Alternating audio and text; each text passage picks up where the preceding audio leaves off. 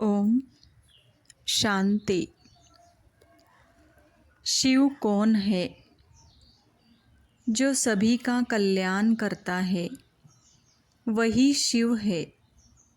सभी का कल्याण कौन करता है? जो स्वयं सदा कल्याण स्वरूप है, सदा सर्व बंधनों से मुक्त है, ज्ञान का सागर है, शांति का सागर, आनंद का सागर, परम पवित्र है, वही शिव है। ये सभी गुण तो एक परमपिता परमात्मा ही के हैं। परमपिता परमात्मा ही का नाम शिव या सदाशिव है। परंतु परमात्मा तो जन्म मरण से न्यारा, देह मुक्त, शारीरिक आकृति से रहित ज्योति स्वरूप है।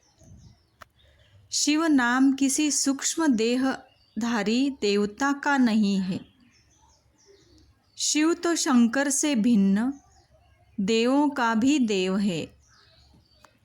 वह ज्योति बिंदु है, जिसकी ही आकृति शिवलिंग अर्थात स्त्रीलिंग और पुल्लिंग से भिन्न ज्योतिर्लिंग नामक प्रतिमा मंदिरों में बनी होती है। वह शिव पतियों का भी पति है।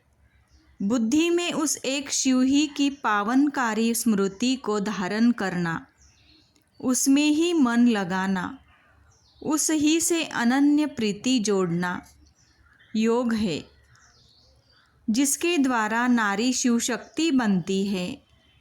यदि वह अबला है तो सबला बनती है। उसी लक्ष्य द्वारा ही वह नारी से श्री लक्ष्मी बनती है। उस ज्ञानेश्वर के ज्ञान द्वारा ही वह विद्यादायिनी सरस्वती बनती है।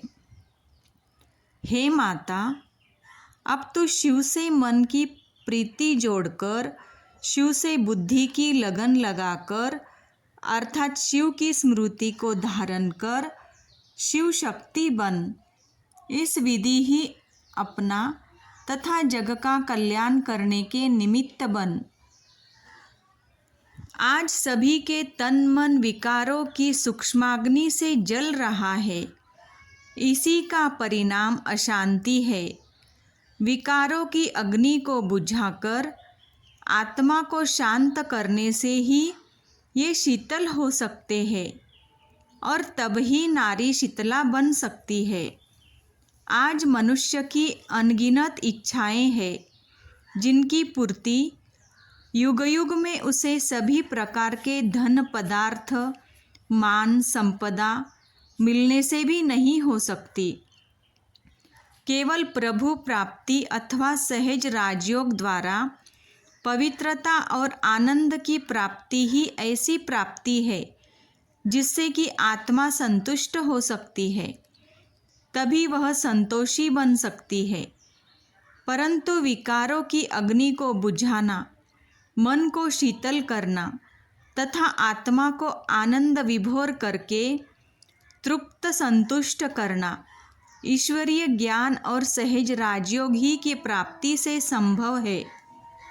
अब तो उस ज्ञान को धारण कर, उस योग का अभ्यास करके शीतला माता बन और संतोषी माँ बन। नारी तो इस विधि कल्याणी बन। माँ की बच्चों के प्रति संवेदनशीलता, करुणा और ममता जगत प्रसिद्ध है।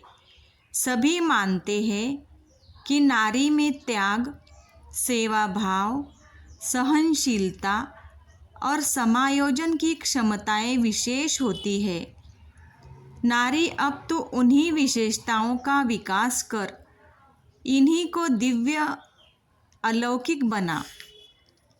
इन्हीं को केवल कुछ एक दैहिक संबंधियों के प्रति प्रयोग करने की बजाय मानव मात्र के प्रति प्रयोग कर अब अपने सेवा भाव को इस विश्वरूपी कुटुंब की आध्यात्मिक सेवा में लगा, अर्थात जन जन में ज्ञान और गुणों को भरने के अति शुभ कार्य में लगा दे।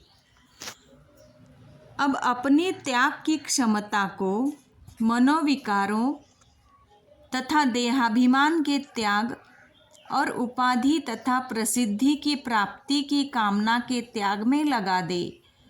तू अपनी संवेदनशीलता और करुणा को जगत की दुखी आत्माओं को अज्ञान के अभिशाप से छुड़ाने और विकारों की दलदल से निकालने में लगा। तू ममताशील है, अपनी ममता को समूचे जगत के प्रति व्यक्त कर। हे नारी, तुम में जो समायोजन की क्षमता है उससे तो मनुष्य में स्थायी रूप से सह अस्तित्व की योग्यता को उभार। अभी इन स्वभावजन्य विशेषताओं का अथवा इन गुणों का विकास दिव्यीकरण करते हुए महादानी बन। माता, अब तू कल्याणी बन। भारत की नारी के समर्पण भाव तथा उसके पतिव्रता होने की विशेषता का ज्ञान सभी को है। उसके प्रति समर्पण भाव और त्याग के सामने सभी हार मान जाते हैं। उसकी अतुल सहनशीलता के कारण परिवार छिन्न भिन्न नहीं होते और कुटुंबकम के सदस्य एक दूसरे के साथ जुटे रहते हैं। सगाई के समय से लेकर ही उसका समर्पण भाव उभर कर पूर्ण शरणागति का रूप ले लेता है और तब उसका पतिव्रता धर्म उसकी अनमोल चारित्रिक पूंजी बन जाता है। नारी के इन गुणों का जग गायन करता है। इन्हीं के आधार पर नारियों का इतिहास में उल्लेख है। नारी, अब तू पतियों के भी पति परमात्मा के प्रति मन को समर्पित करके सही अर्थ में पतिव्रता नारी बन। अब तू संसार में नैतिक नियमों तथा मानवीय मूल्यों की पुनः स्थापना के ईश्वरीय कार्य में सहयोग देती हुई आसुरी वृत्ति के लोगों की कटु आलोचना, उनके व्यंग और उन द्वारा किए गए अत्याचार को सहन कर उनका सामना कर और इस अग्नि परीक्षा को पार करती हुई सच्ची सीता तथा सावित्री बन। उठ, अब तू अपने स्वमान को जान और अपने कर्तव्य को पहचान। आत्मा के स्वामी परमात्मा से मन का नाता तोड़ने से ही आत्मा का घोर पतन हुआ है।